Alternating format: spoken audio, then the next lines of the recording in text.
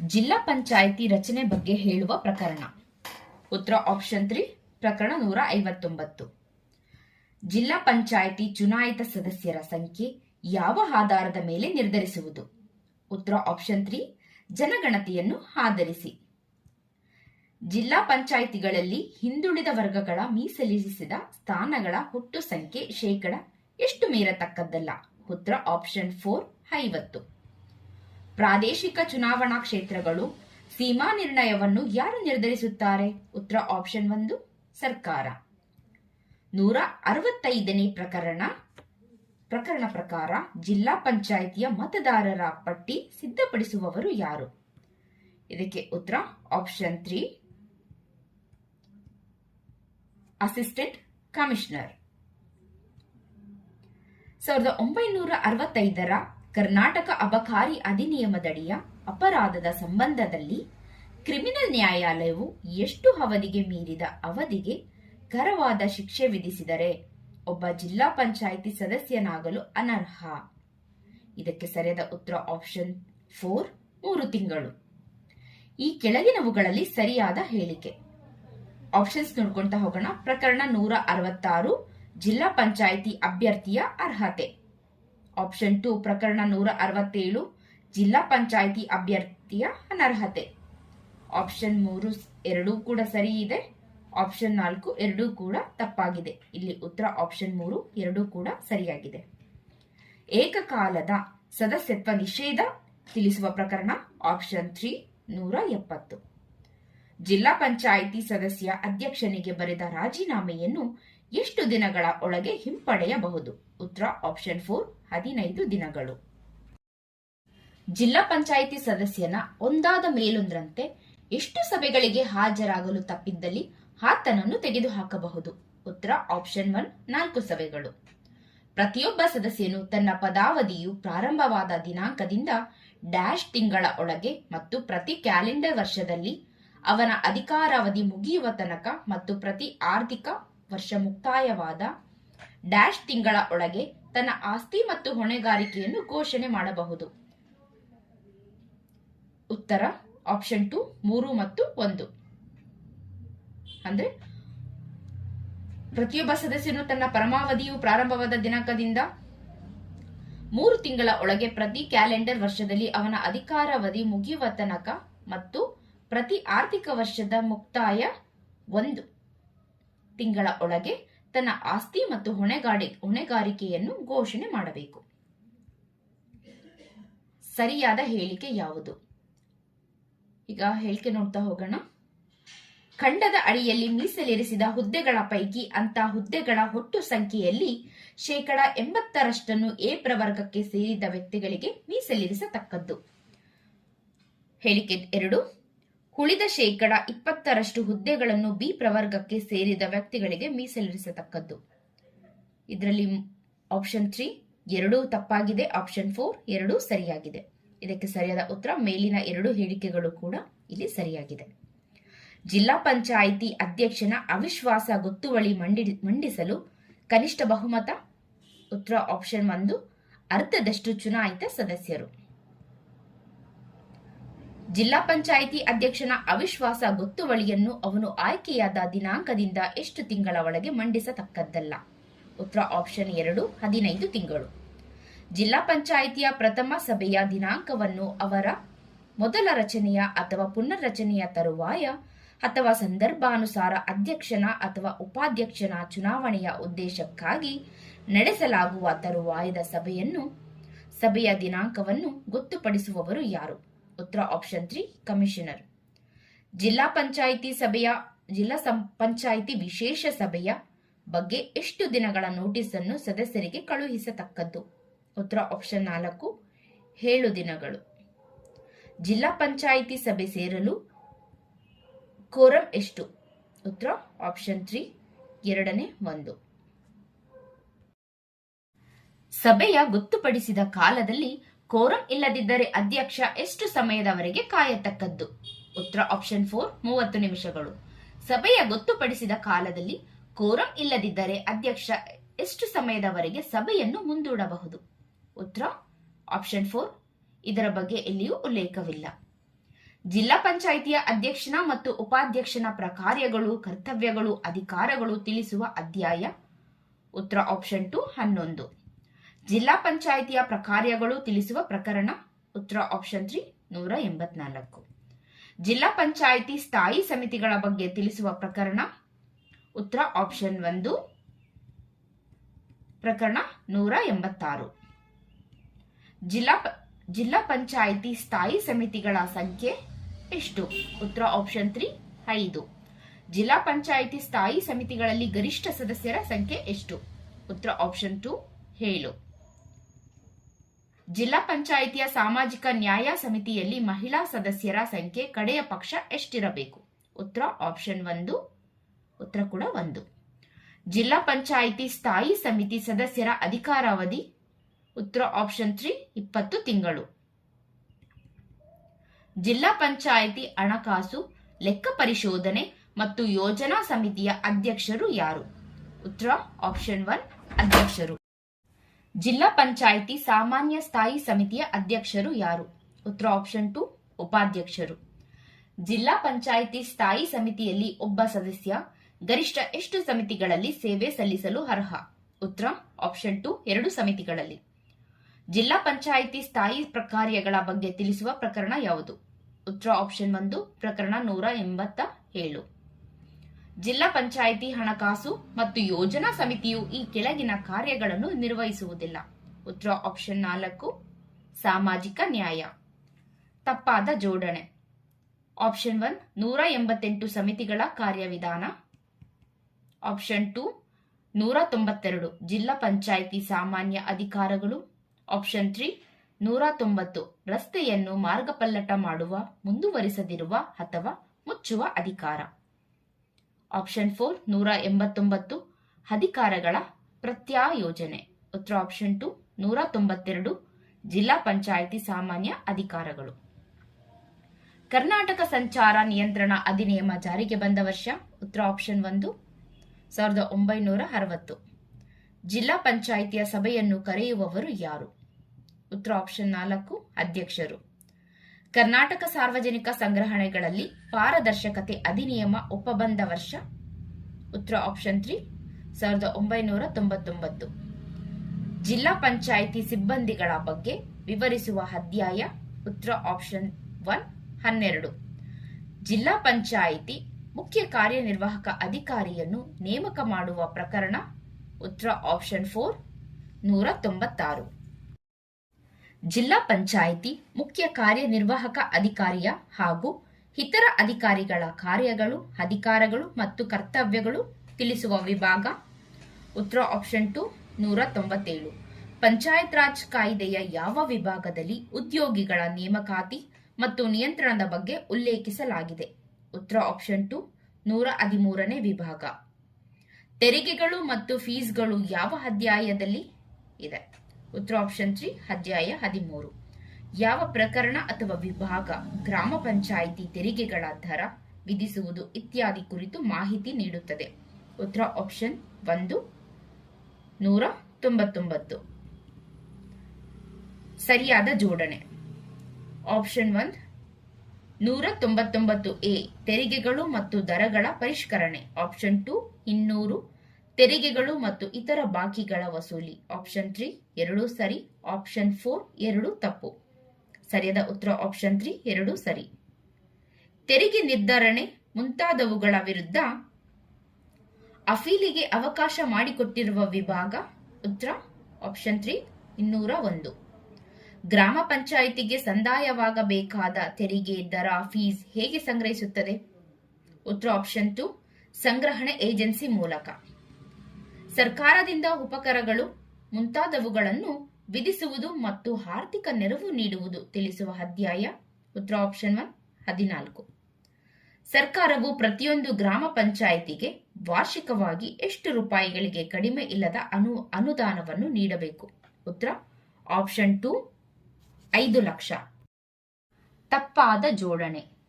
ಪ್ರಕರಣ ಹಾಗೂ ವಿಷಯ. ಆಪ್ಷನ್ 1 205 ಸ್ಥಿರ ಸ್ವತ್ತುಗಳ ವರ್ಗಾವಣೆ ಮೇಲೆ ಶುಲ್ಕ. ಆಪ್ಷನ್ 2 207 ತಾಲೂಕು ಪಂಚಾಯಿತಿಗಳು ಮತ್ತು ಜಿಲ್ಲಾ ಪಂಚಾಯಿತಿಗಳಿಗೆ ಸಿಬ್ಬಂದಿ ಅನುದಾನ. ಆಪ್ಷನ್ 3 208 ವಿವೇಚನಾತ್ಮಕ ಅನುದಾನ. ಆಪ್ಷನ್ 4 ಮೇಲಿನ ಎಲ್ಲವೂ ಸರಿಯಾಗಿದೆ. ಉತ್ತರ ಆಪ್ಷನ್ 4 ಮೇಲಿನ ಎಲ್ಲವೂ ಸರಿಯಾಗಿದೆ. ಪಂಚಾಯಿತಿಗಳ ಸ್ವತ್ತುಗಳು ಮತ್ತು ನಿಧಿಗಳು. ಉತ್ತರ ಆಪ್ಷನ್ 3 209. ತಪ್ಪಾದ ಜೋಡಣೆ. ಆಪ್ಷನ್ 1 209. ಗ್ರಾಮ ಪಂಚಾಯಿತಿಯು ಸ್ವತ್ತನ್ನು ಅರ್ಜಿಸಬಹುದು, ಧಾರಣ ಮಾಡಬಹುದು ಮತ್ತು ವಿಲೆ ಮಾಡಬಹುದು. ಆಪ್ಷನ್ 2 210. ಗ್ರಾಮ ಪಂಚಾಯಿತಿಯಲ್ಲಿ ಸ್ವತ್ತನ್ನು ನಿಹಿತಗೊಳಿಸುವುದು. ಆಪ್ಷನ್ 3 211. ಗ್ರಾಮ ಪಂಚಾಯಿತಿಯಿಂದ ಅಥವಾ ಅದರ ವಿರುದ್ಧವಾಗಿ ಬಗೆಗಿನ ಕ್ಲೇಮ್ಗಳನ್ನು ತೀರ್ಮಾನ ಮಾಡಬಹುದು. ಆಪ್ಷನ್ 4 213. ಗ್ರಾಮ ಪಂಚಾಯಿತಿ ನಿಧಿಯನ್ನು ಮತ್ತು ಸ್ವತ್ತನ್ನು ಬಳಸುವುದು. ಇಲ್ಲಿ ಯಾವ ಉತ್ತರ ತಪ್ಪಾದ ಜೋಡಣೆಯಾಗಿದೆ ಅಂದರೆ ಆಪ್ಷನ್ 4 213. ಗ್ರಾಮ ಪಂಚಾಯಿತಿ ನಿಧಿಯನ್ನು ಮತ್ತು ಸ್ವತ್ತನ್ನು ಬಳಸುವುದು. ಗ್ರಾಮ ಪಂಚಾಯಿತಿ ನಿಧಿಗೆ ಜಮೆಯಾಗುವ ಮೊತ್ತವನ್ನು ಎಲ್ಲಿ ಇಡತಕ್ಕದ್ದು? ಆಪ್ಷನ್ 4 ಮೇಲಿನ ಎಲ್ಲ ಅಂದ್ರೆ ಆಪ್ಷನ್ಸ್ ನೋಡ್ಕೊಂಡು ಹೋಗೋಣ. ತಾಲೂಕಿನ ಸರ್ಕಾರಿ ಖಜಾನೆಯಲ್ಲಿ. ಆಪ್ಷನ್ 2 ಪ್ರದೇಶದ ಅನುಸೂಚಿತ ಬ್ಯಾಂಕ್ನಲ್ಲಿ. ಆಪ್ಷನ್ 3 ಸಹಕಾರಿ ಬ್ಯಾಂಕ್ನಲ್ಲಿ. ಆಪ್ಷನ್ 4 ಮೇಲಿನ ಎಲ್ಲ. ಉತ್ತರ ಮೇಲಿನ ಎಲ್ಲವೂ ಕೂಡ ಸರಿಯಾಗಿದೆ. ಕಲ್ಯಾಣ ಚಟುವಟಿಕೆಗಳ ಉದ್ದೇಶದ ನಿಧಿಗಳಲ್ಲಿ ಶೇಕಡ-ಗಿಂತ ಕಡಿಮೆ ಇರದಷ್ಟು ಮೊತ್ತವನ್ನು ಅನುಸೂಚಿತ ಜಾತಿಗಳ ಮತ್ತು ಅನುಸೂಚಿತ ಪಂಗಡಗಳ ಕಲ್ಯಾಣಕ್ಕಾಗಿ ಉಪಯೋಗಿಸತಕ್ಕದ್ದು. ಉತ್ತರ ಆಪ್ಷನ್ 3 25. ಯಾವ ಪ್ರಕರಣ ತಾಲೂಕು ಪಂಚಾಯಿತಿ ನಿಧಿ ತಿಳಿಸುತ್ತದೆ? ಉತ್ತರ ಆಪ್ಷನ್ 1 218. ತಾಲೂಕು ಪಂಚಾಯಿತಿ ನಿಧಿಗೆ ಜಮೆಯಾಗುವ ಮೊತ್ತವನ್ನು ಎಲ್ಲಿ ಇಡತಕ್ಕದ್ದು? ಉತ್ತರ ಆಪ್ಷನ್ 1 ತಾಲೂಕಿನ ಸರ್ಕಾರಿ ಖಜಾನೆಯಲ್ಲಿ. ಈ ಕೆಳಗಿನ ಯಾವ ವಿಭಾಗವು ತಾಲೂಕು ಪಂಚಾಯಿತಿಯು ಸಾಲಗಳನ್ನು ಎತ್ತಬಹುದು ಮತ್ತು ಋಣ ಪರಿಹಾರ ವಿಧಿಯನ್ನು ರಚಿಸಬಹುದು? ಉತ್ತರ ಆಪ್ಷನ್ 4 220. 225ನೇ ವಿಭಾಗವು ಡ್ಯಾಶ್. ಉತ್ತರ ಆಪ್ಷನ್ 1 ಜಿಲ್ಲಾ ಪಂಚಾಯಿತಿಯ ನಿಧಿ. ಆಡಳಿತ, ಪರಿವೀಕ್ಷಣೆ, ಮೇಲ್ವಿಚಾರಣೆ ಮತ್ತು ಗ್ರಾಮ ಸ್ವರಾಜ್ ಪಂಚಾಯತ್ ರಾಜ್ ಆಯುಕ್ತರ ಕಾರ್ಯಾಲಯದ ಸೃಜನೆ ಯಾವ ಅಧ್ಯಾಯದಲ್ಲಿದೆ? ಉತ್ತರ ಆಪ್ಷನ್ 2 ಅಧ್ಯಾಯ 16. ಜಿಲ್ಲಾ ಪಂಚಾಯಿತಿಯ ಬಾಡಿಗೆಗಳು ಮತ್ತು ಫೀಸುಗಳು ಯಾವ ವಿಭಾಗದಲ್ಲಿದೆ? ಉತ್ತರ ಆಪ್ಷನ್ 1 228. ಕೆಳಗಿನವುಗಳಲ್ಲಿ ಯಾವುದು ಸರಿಯಾಗಿ ಹೊಂದಾಣಿಕೆ ಆಗಿಲ್ಲ? ಆಪ್ಷನ್ 1 230. ಬಜೆಟ್ನಲ್ಲಿ ಒಳಗೊಳ್ಳದಿರುವ ವೆಚ್ಚಕ್ಕೆ ನಿರ್ಬಂಧ. ಆಪ್ಷನ್ 2 232. ಪರಿವೀಕ್ಷಣೆಯ ಮತ್ತು ಮೇಲ್ವಿಚಾರಣೆಯ ಅಧಿಕಾರ. ಆಪ್ಷನ್ 3 232A ಪಂಚಾಯತ್ ರಾಜ್ ಆಯುಕ್ತರ ಕಾರ್ಯಾಲಯದ ಸ್ಥಾಪನೆ. ಆಪ್ಷನ್ 4 233 ಕರ್ನಾಟಕ ಪಂಚಾಯತ್ ಆಡಳಿತಾತ್ಮಕ ಸೇವೆಯ ಸ್ಥಾಪನೆ. ಉತ್ತರ ಆಪ್ಷನ್ 4 233 ಕರ್ನಾಟಕ ಪಂಚಾಯತ್ ಆಡಳಿತಾತ್ಮಕ ಸೇವೆಯ ಸ್ಥಾಪನೆ. ಮುಖ್ಯ ಕಾರ್ಯನಿರ್ವಾಹಕ ಅಧಿಕಾರಿಯವರ ಅಧಿಕಾರಗಳು. ಆಪ್ಷನ್ 3 234 ಮುಖ್ಯ ಕಾರ್ಯನಿರ್ವಾಹಕ ಅಧಿಕಾರಿಗಳ ಆದೇಶದ ವಿರುದ್ಧ ಎಷ್ಟು ದಿನಗಳ ಒಳಗೆ ಅಪೀಲು ಸಲ್ಲಿಸಬಹುದು? ಇದಕ್ಕೆ ಸರಿಯಾದ ಉತ್ತರ ಆಪ್ಷನ್ 3 30 ದಿನಗಳು. ಗ್ರಾಮ ಪಂಚಾಯಿತಿಗೆ ಆದೇಶ ನೀಡಿದ ಎಷ್ಟು ದಿನಗಳೊಳಗೆ ಅಪೀಲು ಮಾಡಿಕೊಳ್ಳತಕ್ಕದ್ದು? ಉತ್ತರ ಆಪ್ಷನ್ 3 15 ಅಂದ್ರೆ 15 ದಿನಗಳೊಳಗೆ. ಸಾಮಗ್ರಿ ಮತ್ತು ಸಾಧನ ಸಲಕರಣೆಗಳ ಖರೀದಿ. ಉತ್ತರ ಆಪ್ಷನ್ 2 ಪ್ರಕರಣ 238. ಈ ಕೆಳಗಿನ ಯಾವ ಸಂದರ್ಭದಲ್ಲಿ ಆಡಳಿತಾಧಿಕಾರಿಯನ್ನು ನೇಮಕ ಮಾಡುವ ಅಧಿಕಾರ ಇದೆ? ಉತ್ತರ ಆಪ್ಷನ್ಸ್ ನೋಡ್ಕೊಂಡು ಹೋಗೋಣ. ತಾಲೂಕು ಪಂಚಾಯಿತಿಗೆ ನಡೆಸಬೇಕಾದ ಯಾವುದೇ ಸಾರ್ವತ್ರಿಕ ಚುನಾವಣೆಯನ್ನು. ಆಪ್ಷನ್ 2 ಒಟ್ಟು ಸದಸ್ಯರ ಪೈಕಿ 2/3 ಹೆಚ್ಚಿನವರು ರಾಜೀನಾಮೆಯನ್ನು ಕೊಟ್ಟಿರುವಾಗ. ಆಪ್ಷನ್ 3 ಸಕ್ಷಮ ನ್ಯಾಯಾಲಯದ ಆದೇಶ ಮೂಲಕ. ಆಪ್ಷನ್ 4 ಮೇಲಿನ ಎಲ್ಲಾ ಸಂದರ್ಭದಲ್ಲಿ. ಉತ್ತರ ಆಪ್ಷನ್ 4 ಮೇಲಿನ ಎಲ್ಲಾ ಸಂದರ್ಭದಲ್ಲಿ. ಈ ಕೆಳಗಿನ ಯಾವ ಅವಧಿ ಒಳಗೆ ಆಡಳಿತಾಧಿಕಾರಿಗಳು ನೇಮಕ ಮಾಡತಕ್ಕದ್ದು? ಉತ್ತರ ಆಪ್ಷನ್ 3 6 ತಿಂಗಳು. ಹಣಕಾಸು ನಿಯಂತ್ರಣ ಮತ್ತು ಲೆಕ್ಕ ಪರಿಶೋಧನೆ. ಉತ್ತರ ಆಪ್ಷನ್ 4 ಅಧ್ಯಾಯ 17. ಗ್ರಾಮ ಪಂಚಾಯಿತಿ ಬಜೆಟ್ ಬಗ್ಗೆ ಯಾವ ಪ್ರಕರಣದಲ್ಲಿದೆ? ಉತ್ತರ ಆಪ್ಷನ್ 2 241. ಬಜೆಟ್ ಅಧಿವೇಶನವನ್ನು ಯಾವ ಅವಧಿಯಲ್ಲಿ ಕರೆಯಲಾಗುತ್ತದೆ? ಉತ್ತರ ಆಪ್ಷನ್ 1 ಫೆಬ್ರವರಿ 1ನೇ ದಿನದ ಮತ್ತು ಮಾರ್ಚ್ 10ನೇ ದಿನದ ನಡುವೆ. ಗ್ರಾಮ ಪಂಚಾಯಿತಿ ಅಂಗೀಕರಿಸಿದ ಬಜೆಟ್ ಅನ್ನು ನಿಗದಿತ ದಿನಾಂಕದ ಒಳಗೆ ಎಲ್ಲಿಗೆ ಕಳುಹಿಸತಕ್ಕದ್ದು? ಆಪ್ಷನ್ 3 ತಾಲೂಕು ಪಂಚಾಯಿತಿಗೆ. ತಾಲೂಕು ಪಂಚಾಯಿತಿಯು ಬಜೆಟ್ ಸ್ವೀಕರಿಸಿದ ದಿನಾಂಕದಿಂದ ಎಷ್ಟು ತಿಂಗಳೊಳಗೆ ಆದೇಶಗಳ ಪಾಲನೆಯಾಗುವಂತೆ ಅದನ್ನು ಮಾರ್ಪಾಡು ಮಾಡತಕ್ಕದ್ದು? ಉತ್ತರ ಆಪ್ಷನ್ 2 2 ತಿಂಗಳು. ಯಾವ ಪ್ರಕರಣ ಬಜೆಟ್ ಪರಿಷ್ಕರಣೆಯನ್ನು ಉಲ್ಲೇಖಿಸುತ್ತದೆ? ಉತ್ತರ 4 242. ಗ್ರಾಮ ಪಂಚಾಯಿತಿ ಯಾವುದೇ ಅಭಿವೃದ್ಧಿ ಕಾರ್ಯಗಳಿಗಾಗಿ ಅನುಮೋದಿಸಿದ ಅನುದಾನಗಳಲ್ಲಿ ಶೇಕಡ ಎಷ್ಟಕ್ಕಿಂತ ಹೆಚ್ಚಿಗೆ ಕಡಿತ ಮಾಡತಕ್ಕದ್ದಲ್ಲ? ಉತ್ತರ ಆಪ್ಷನ್ 3 ಶೇಕಡ 10. ಗ್ರಾಮ ಪಂಚಾಯಿತಿ ವಾರ್ಷಿಕ ಲೆಕ್ಕಪತ್ರಗಳನ್ನು ಯಾರಿಗೆ ಕಳುಹಿಸತಕ್ಕದ್ದು? ಉತ್ತರ ಆಪ್ಷನ್ 2 ಜಿಲ್ಲಾ ಪಂಚಾಯಿತಿ. ಗ್ರಾಮ ಪಂಚಾಯಿತಿಯು ತಾಲೂಕು ಪಂಚಾಯಿತಿಯ ಪೂರ್ವಾನುಮತಿ ಇಲ್ಲದೆ ಎಷ್ಟು ರೂಪಾಯಿಗಳನ್ನು ಮೀರಿದ ಮೊತ್ತವನ್ನು ವಜಾ ಮಾಡತಕ್ಕದ್ದಲ್ಲ? ಉತ್ತರ ಆಪ್ಷನ್ 3 1000 ರೂಗಳು. ಗ್ರಾಮ ಪಂಚಾಯಿತಿ ಲೆಕ್ಕ ಪರಿಶೋಧಕರನ್ನು ಯಾರು ನೇಮಕ ಮಾಡುತ್ತಾರೆ?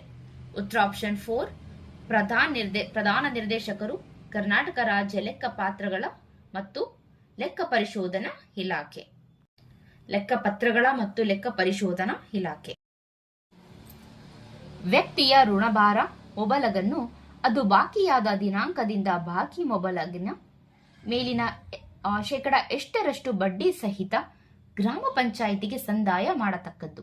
ಉತ್ತರ ಆಪ್ಷನ್ 4 15. ಗ್ರಾಮ ಪಂಚಾಯಿತಿ ಬಾಕಿ ಮೊಬಲಗನ್ನು ಸಂದಾಯ ಮಾಡಲು ನಿರ್ದೇಶಿಸಿದ ಎಷ್ಟು ದಿನಗಳ ಒಳಗೆ ಸಂದಾಯ ಮಾಡದೇ ಇದ್ದರೆ ಕಾರ್ಯನಿರ್ವಾಹಕ ಅಧಿಕಾರಿಯು ಭೂಕಂದಾಯ ಬಾಕಿಯಂತೆ ವಸೂಲಿ ಮಾಡಲು ಕ್ರಮ ತೆಗೆದುಕೊಳ್ಳಬಹುದು? ಉತ್ತರ ಆಪ್ಷನ್ 3 ಆದೇಶ ದಿನಾಂಕದಿಂದ 2 ತಿಂಗಳ ಒಳಗಾಗಿ. ಕಾರ್ಯನಿರ್ವಾಹಕ ಅಧಿಕಾರಿಗಳ ಆದೇಶದಿಂದ ಬಾಧಿತನಾದ ವ್ಯಕ್ತಿಯು ಯಾರಿಗೆ ಅಪೀಲು ಸಲ್ಲಿಸಬೇಕು? ಉತ್ತರ ಆಪ್ಷನ್ 1 ಮುಖ್ಯ ಕಾರ್ಯನಿರ್ವಾಹಕ ಅಧಿಕಾರಿಗಳಿಗೆ. ಕಾರ್ಯನಿರ್ವಾಹಕ ಅಧಿಕಾರಿಗಳ ಆದೇಶದಿಂದ ಬಾಧಿತನಾದ ವ್ಯಕ್ತಿಯು ಮುಖ್ಯ ಕಾರ್ಯನಿರ್ವಾಹಕ ಅಧಿಕಾರಿಗಳಿಗೆ ತನಗೆ ತೀರ್ಮಾನ ಪ್ರತಿ ತಲುಪಿದ ಎಷ್ಟು ದಿನಗಳ ಒಳಗೆ ಅಪೀಲು ಸಲ್ಲಿಸಬೇಕು? ಇದಕ್ಕೆ ಸರಿಯಾದ ಉತ್ತರ ಆಪ್ಷನ್ 2 15 ದಿನಗಳೊಳಗೆ. ತಾಲೂಕು ಪಂಚಾಯಿತಿಯ ಬಜೆಟ್ ಅಧಿವೇಶನವನ್ನು ಯಾರ ಅವಧಿಯಲ್ಲಿ ಕರೆಯಲಾಗುತ್ತದೆ? ಉತ್ತರ 1 ಫೆಬ್ರವರಿ 1ನೇ ದಿನದ ಮತ್ತು ಮಾರ್ಚ್ 10ನೇ ದಿನದ ನಡುವೆ. 247ನೇ ಪ್ರಕರಣ ಯಾವುದಕ್ಕೆ ಸಂಬಂಧಿಸಿದೆ? ಉತ್ತರ ಆಪ್ಷನ್ 1 ತಾಲೂಕು ಪಂಚಾಯಿತಿಯ ಲೆಕ್ಕಪತ್ರಗಳ ಮತ್ತು ಬಜೆಟ್ ಮಂಡನೆ. 248ನೇ ಪ್ರಕರಣ ಯಾವುದಕ್ಕೆ ಸಂಬಂಧಿಸಿದೆ? ಉತ್ತರ ಆಪ್ಷನ್ 3 ತಾಲೂಕು ಪಂಚಾಯಿತಿಯ ಬಜೆಟ್ ಪರಿಷ್ಕರಣೆ. ತಾಲೂಕು ಪಂಚಾಯಿತಿ ಯಾವುದೇ ಅಭಿವೃದ್ಧಿ ಕಾರ್ಯಗಳಿಗಾಗಿ ಅನುಮೋದಿಸಿದ ಅನುದಾನಗಳಲ್ಲಿ ಕಮಿಷನರ್ ಅನುಮೋದನೆ ಇಲ್ಲದೆ ಶೇಕಡ ಎಷ್ಟಕ್ಕಿಂತ ಹೆಚ್ಚಿಗೆ ಕಡಿತ ಮಾಡತಕ್ಕದ್ದಲ್ಲ? ಉತ್ತರ ಆಪ್ಷನ್ 3 ಶೇಕಡ 10. ತಾಲೂಕು ಪಂಚಾಯಿತಿಯ ಪೂರಕ ಬಜೆಟ್ ಬಗ್ಗೆ ಯಾವ ಪ್ರಕರಣದಲ್ಲಿ ಇದೆ? ಉತ್ತರ ಆಪ್ಷನ್ 4 249. ತಾಲೂಕು ಪಂಚಾಯಿತಿಯ ಪೂರಕ ಬಜೆಟ್ ಅನ್ನು ಯಾರು ಪರಾಮರ್ಶಿಸತಕ್ಕದ್ದು? ಉತ್ತರ ಆಪ್ಷನ್ 2 ಜಿಲ್ಲಾ ಪಂಚಾಯಿತಿ.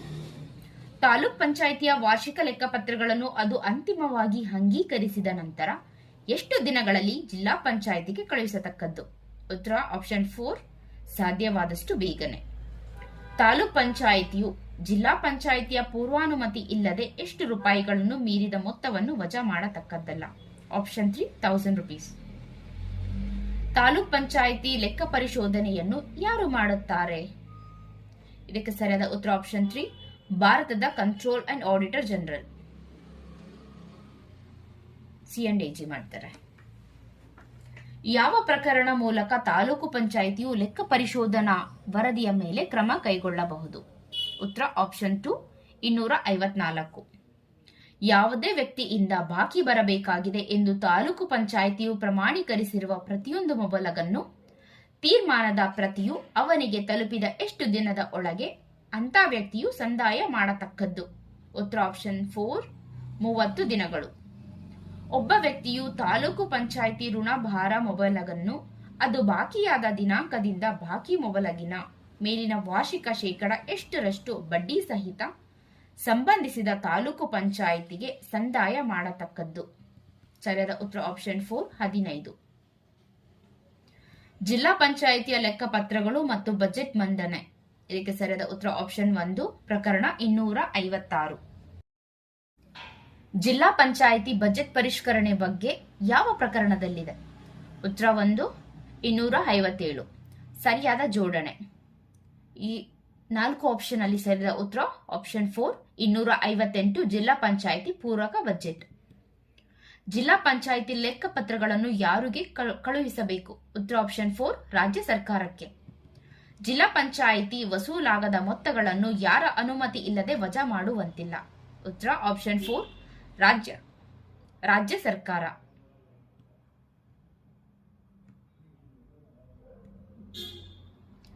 ಜಿಲ್ಲಾ ಪಂಚಾಯಿತಿ ಲೆಕ್ಕ ಪರಿಶೋಧನೆಯನ್ನು ಯಾರು ಮಾಡುತ್ತಾರೆ? ಇದಕ್ಕೆ ಸರಿಯಾದ ಉತ್ತರ ಆಪ್ಷನ್ 3 ಭಾರತದ controller and auditor general. 1993 Karnataka panchayat Raj ಕಾಯ್ದೆ ಅನುಸಾರ ತಾಲೂಕು ಪಂಚಾಯಿತಿ ಸದಸ್ಯ ಎಷ್ಟು ಜನರನ್ನು ಪ್ರತಿನಿಧಿಸುತ್ತಾನೆ? ಉತ್ತರ ಆಪ್ಷನ್ 3 12,000. ತಾಲೂಕು ಪಂಚಾಯಿತಿಯಲ್ಲಿ ಕನಿಷ್ಠ ಎಷ್ಟು ಸದಸ್ಯರನ್ನು ಆಯ್ಕೆ ಮಾಡಲಾಗುವುದು? ಉತ್ತರ ಆಪ್ಷನ್ 3 11 ಜನರನ್ನ. ತಾಲೂಕು ಪಂಚಾಯಿತಿಯ ನಡಾವಳಿ ಪುಸ್ತಕ ಯಾರ ಬಳಿ ಇರುತ್ತದೆ? ಆಪ್ಷನ್ 4 ಕಾರ್ಯನಿರ್ವಹಣಾ ಅಧಿಕಾರಿ. ತಾಲೂಕು ಪಂಚಾಯಿತಿಯ ಅಧ್ಯಕ್ಷ ಮತ್ತು ಉಪಾಧ್ಯಕ್ಷ ಹುದ್ದೆಗಳು ಖಾಲಿ ಇದ್ದಲ್ಲಿ ಈ ಕೆಳಗಿನ ಯಾರು ಅಧ್ಯಕ್ಷರ ಅಧಿಕಾರವನ್ನು ಚಲಾಯಿಸುತ್ತಾರೆ? ಉತ್ತರ ಆಪ್ಷನ್ ಡಿ ಸಾಮಾಜಿಕ ನ್ಯಾಯ ಸಮಿತಿಯ ಅಧ್ಯಕ್ಷರು. ತಾಲೂಕು ಪಂಚಾಯಿತಿಯ ಮತದಾರರ ಪಟ್ಟಿಯನ್ನು ಸಿದ್ಧಪಡಿಸುವವರು? ಉತ್ತರ ತಹಶೀಲ್ದಾರ್.